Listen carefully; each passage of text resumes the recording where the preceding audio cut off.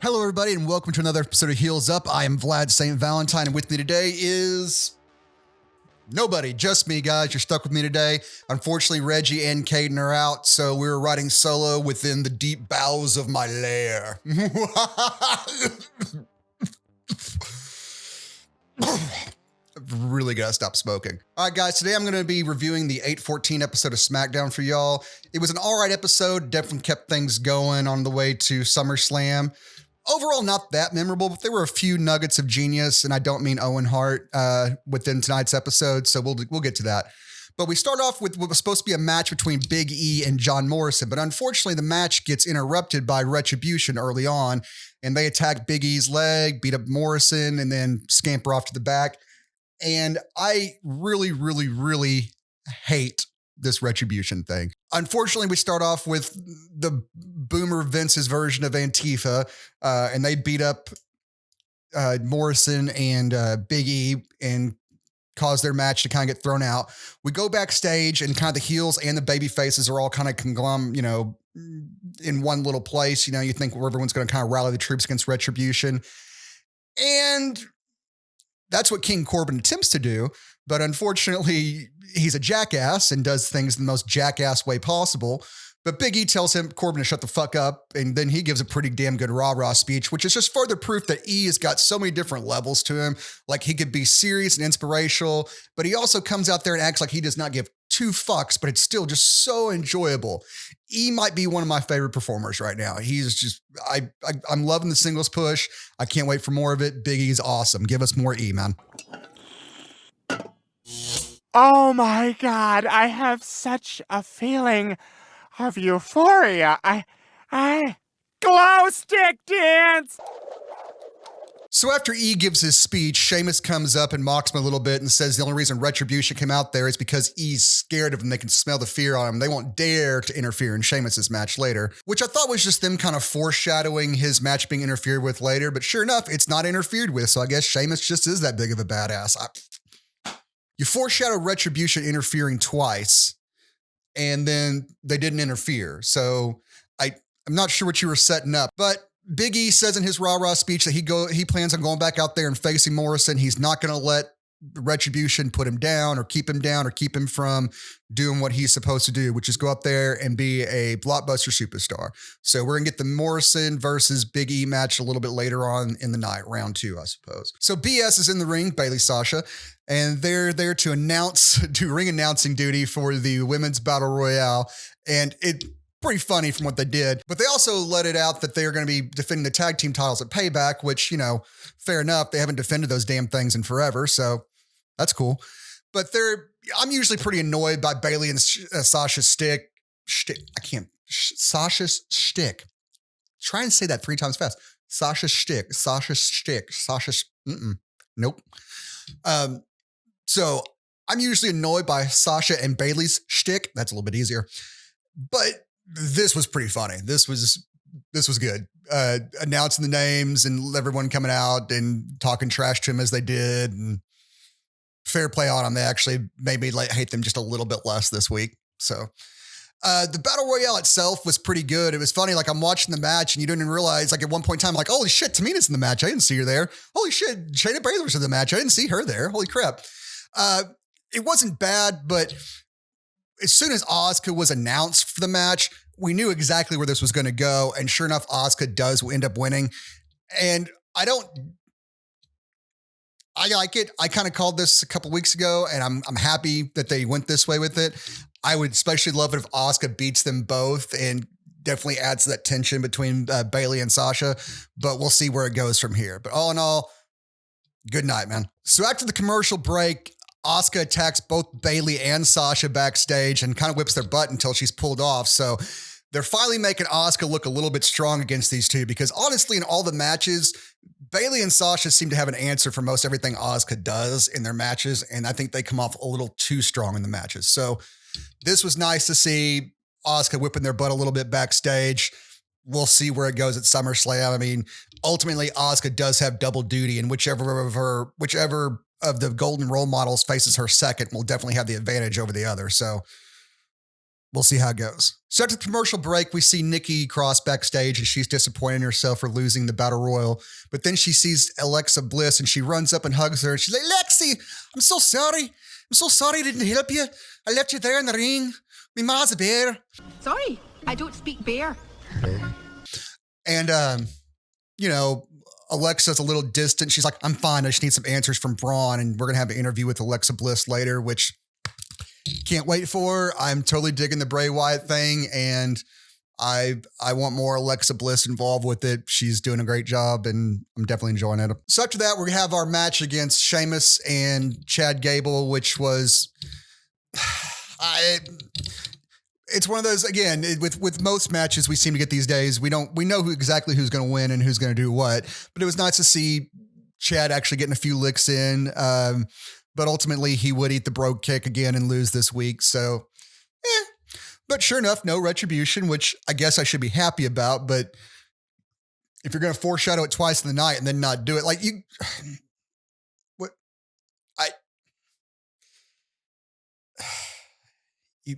right here, it's where it hurts trying to figure out what the fuck the writing staff at WWE is doing. Right there. I can pinpoint the exact place it hurts.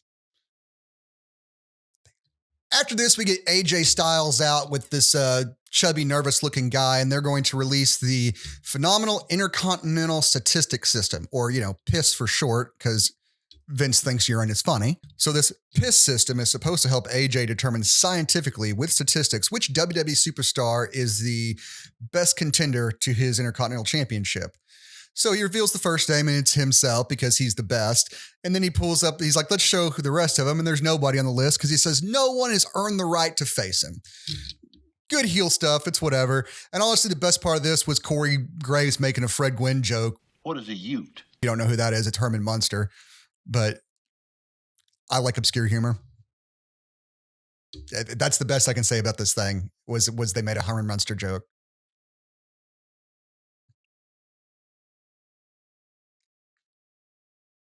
Don't go down that road. Cause I ain't never seen anyone go up that road. While AJ's in there healing it up, Jeff Hardy comes out and interrupts, and he actually plays it pretty respectful. And he's like, you know, still playing the I've beat my demons thing, but well, whatever. But he challenges AJ to a match for the Intercontinental Championship and says, you know, it would be damn cool to see AJ versus Jeff. And that is honestly a SummerSlam match that we should get. AJ, of course, turns Jeff down, says he hasn't earned a spot. His name's on the damn board, you know? So Jeff gives him a twist of fate and signs his name to the board. And then later on in the night, we find out that AJ does accept Jeff's challenge, but we're going to get the match next week on Smackdown for the Intercontinental title instead of a SummerSlam, which is unfortunate, but it is what it is. It's not that we can't have a good title match on SmackDown. It's just we're much less likely to see a title change.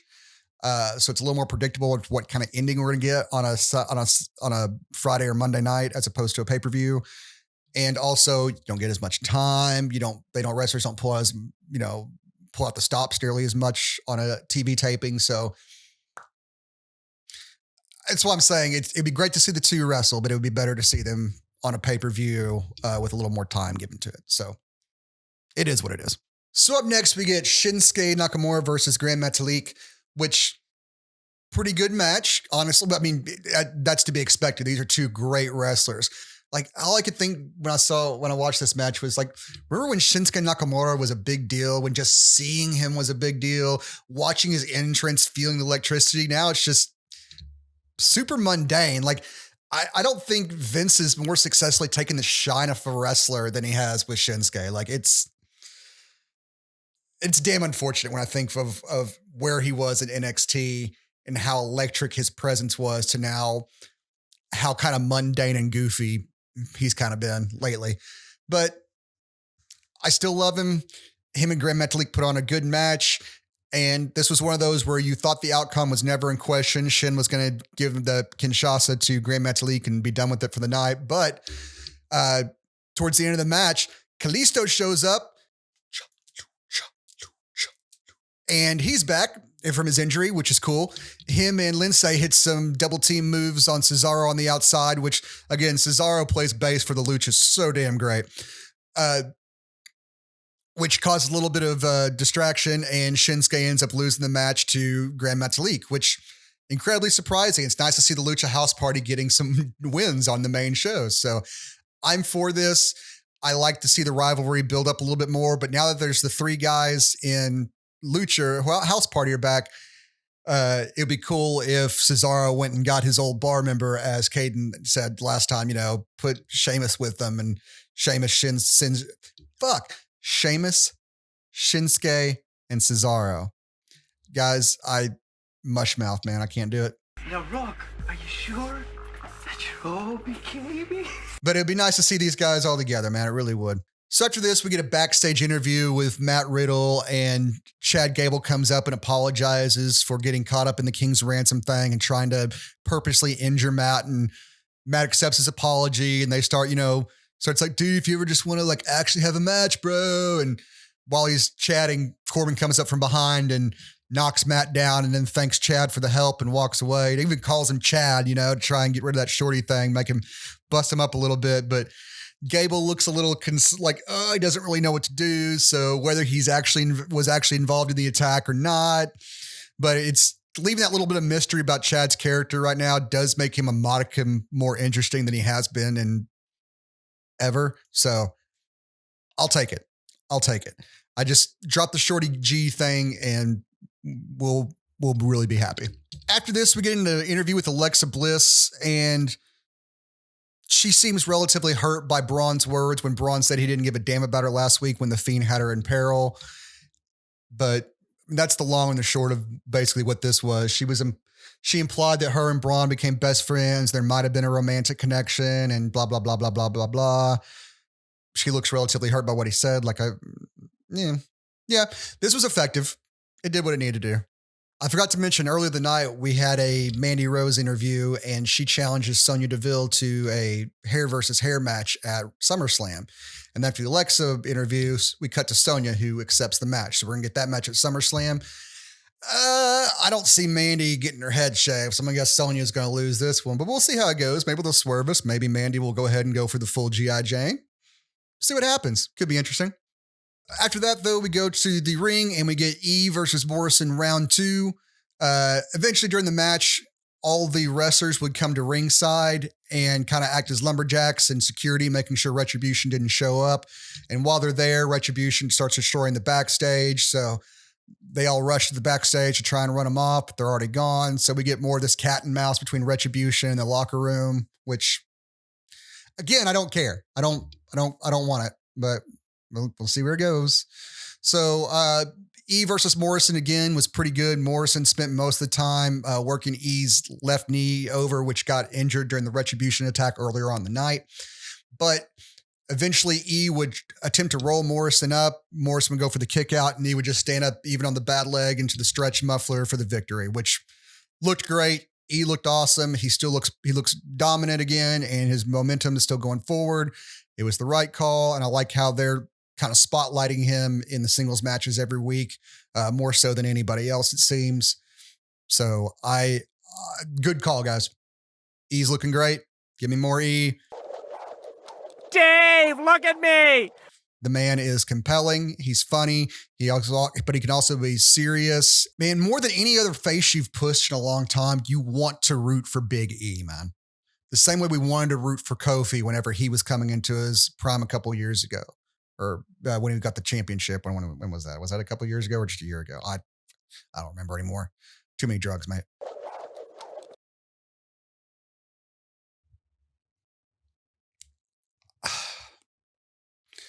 I see this as a big E-assance, a renaissance for Big E, and I am happy to see it. I'm happy to see where it goes. Love the man.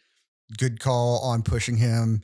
This is his time. So E wins with the stretch muffler, but after he gets on the ring, about to head up the ramp, he gets just blindside with a brogue kick from Sheamus. So I'm guessing, again, this will be our next feud.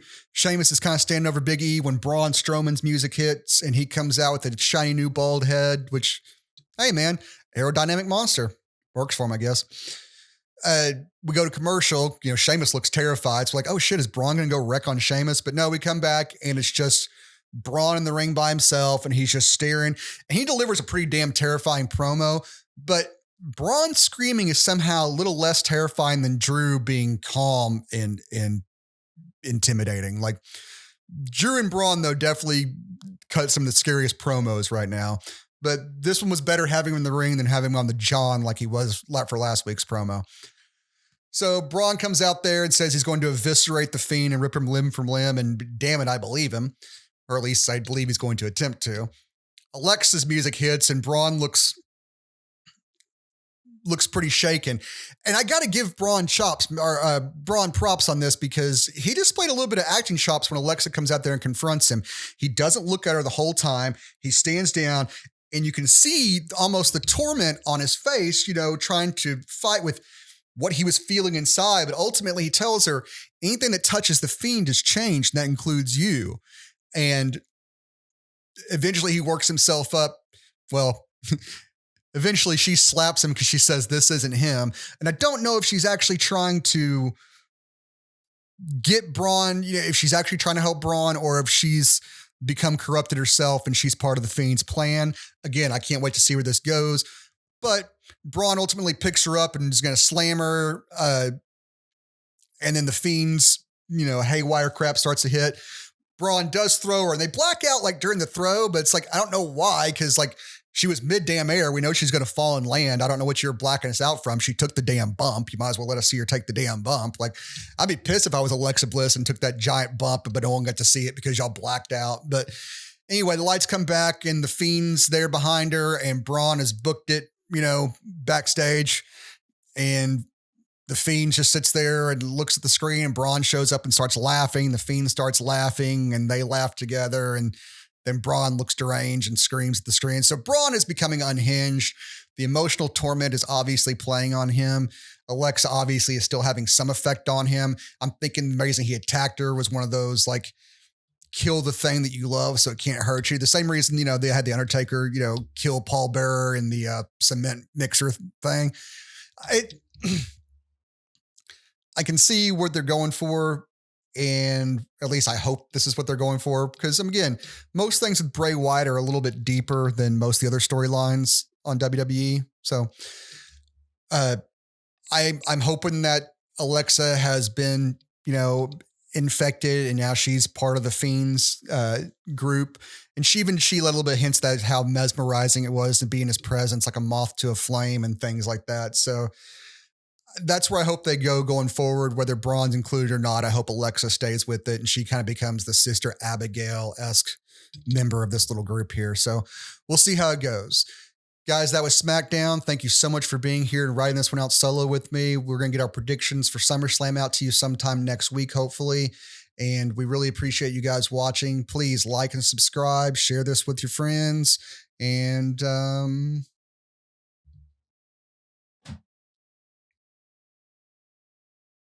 see you Monday.